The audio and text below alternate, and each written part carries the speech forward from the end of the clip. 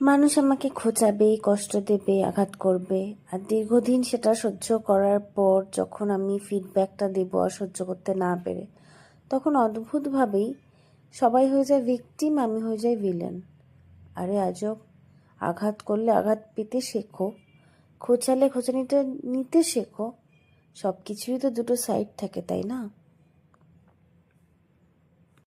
Negative side, positive side.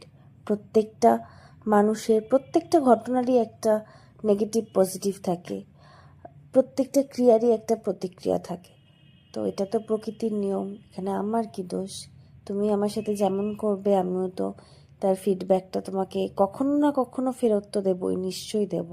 তো তার জন্য তোমাকে সেটা তৈরি রাখতে হবে, নিজেকে তৈরি থাকতে হবে ফিডব্যাকটা পাওয়ার জন্য, ফিডব্যাকটা হজম করার জন্য, তাই না?